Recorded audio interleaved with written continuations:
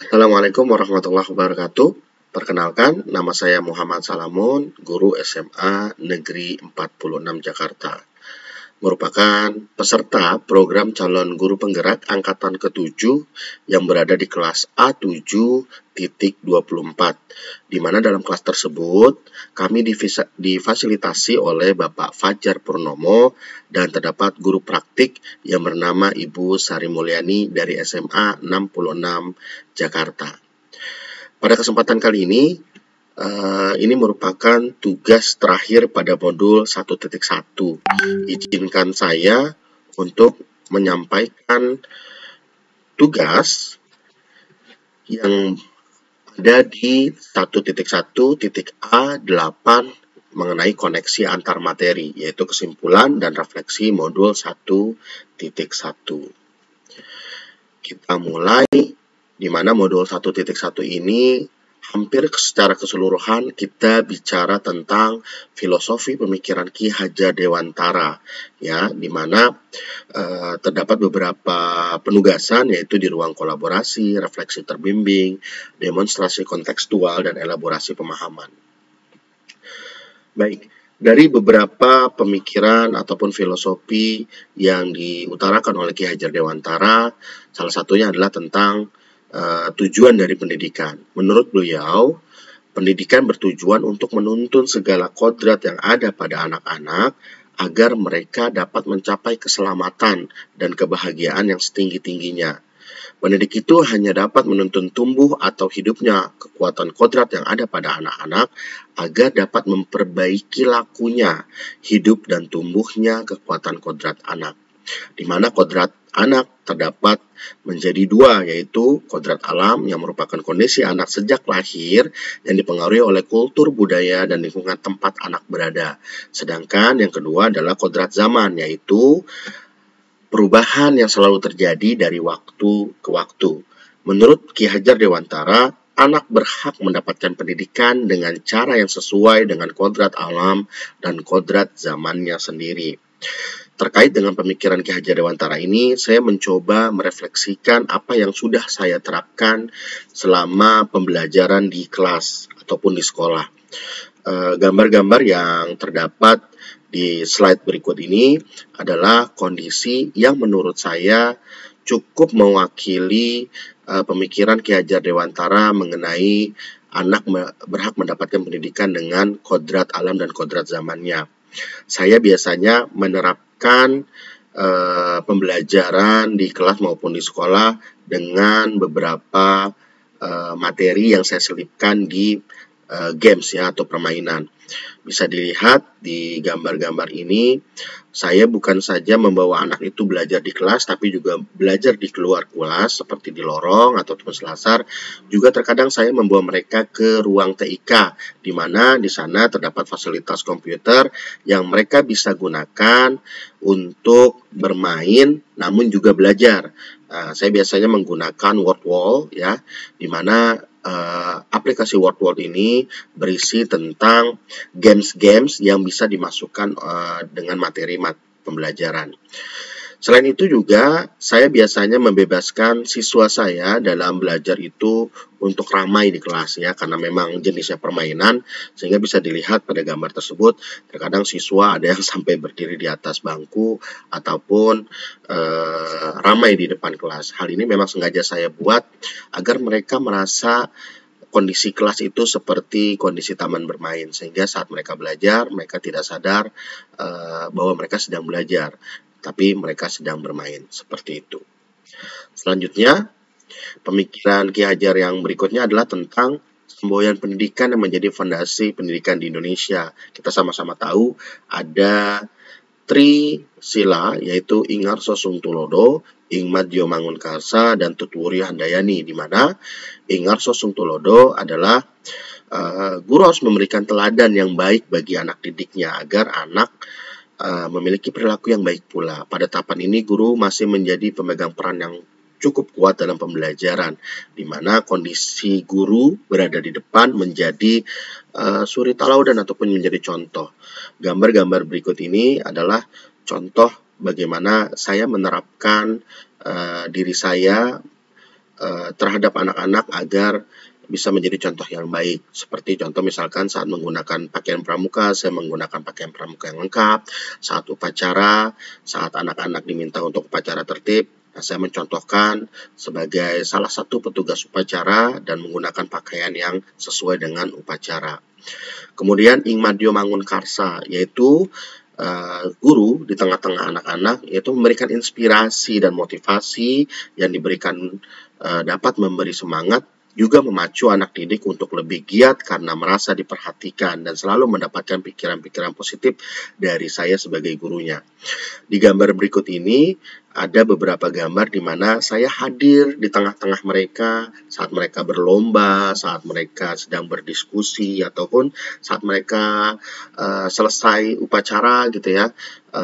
Saya hadir di tengah-tengah mereka untuk memberikan sekedar salam, lalu menanyakan kabar mereka, ataupun mendukung mereka saat mereka sedang berlomba.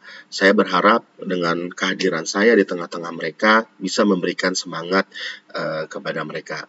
Kemudian yang terakhir adalah Tuturi Handayani, yaitu di belakang seorang guru diharapkan dapat memberikan suatu dorongan, moral dan semangat serta mau memberikan kepercayaan dalam melaksanakan tugasnya dengan baik kepada anak didik.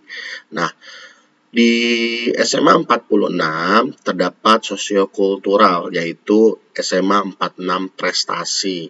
Nah, untuk memberikan dorongan-dorongan ini, saya sebagai guru selalu mengingatkan dalam kegiatan pembelajaran ataupun dimanapun agar anak-anak itu selalu bersemangat untuk menelurkan ataupun mewujudkan sebuah prestasi sebagaimana jargon dari SMA 46 itu sendiri. Nah, terkait juga dengan Ingarso Sungtolodo, saya juga biasanya memberitahukan kepada anak-anak bahwa ada lomba-lomba yang mereka bisa ikuti, dan saya pun sebagai guru biasanya juga rajin untuk mengikuti lomba-lomba terkait tentang keguruan gitu ya, sehingga saya berharap bisa menjadi contoh anak-anak untuk berprestasi seperti itu. Kemudian ada asas trikun dalam pendidikan di Indonesia, di mana yang pertama adalah continue. Guru, pengembangan yang dilakukan harus berkesinambungan, ya, pendidikan yang dilakukan harus berkesinambungan, dilakukan secara terus-menerus dengan perencanaan yang baik. Suatu kondisi yang baik tidak mungkin dapat dicapai dalam sekali waktu seperti sebuah sulap. Kemudian ada konvergensi, di mana pengembangan yang dilakukan dapat mengambil dari berbagai sumber di luar, bahkan dari praktik pendidikan di luar negeri. Teknologi informasi sedemikian canggih sehingga guru dapat mempelajari berbagai kemajuan pendidikan dari mana saja dan kapan saja. Lalu yang terakhir adalah konsentris, yaitu pengembangan pendidikan dilakukan harus tetap berdasarkan kepribadian kita sendiri, yaitu tujuan utama pendidikan adalah menuntun tumbuh kembang anak secara maksimal sesuai dengan karakter kebudayaannya sendiri, yaitu kebudayaan Indonesia. Dalam kehidupan menjadi guru, asas trikon ini saya wujudkan dalam hal yaitu saya selalu menyempatkan diri untuk belajar baik secara daring maupun secara luring, di mana tiap ada kegiatan seminar ataupun kegiatan workshop yang berhubungan dengan dasar pendidikan saya yaitu geografi ataupun dasar pendidikan saya sebagai guru yaitu pedagogiknya, saya biasanya menyempatkan diri jika mendapat dukungan dari kepala sekolah dengan tidak bentrok dengan kegiatan di sekolah. Saya biasanya menyempatkan diri untuk mengikuti kegiatan seminar maupun workshop, karena saya percaya bahwa seorang guru adalah seorang murid selamanya. Seorang guru harus selalu belajar. Jika seorang guru berhenti belajar, maka detik itu juga seorang guru harus berhenti untuk mengajar.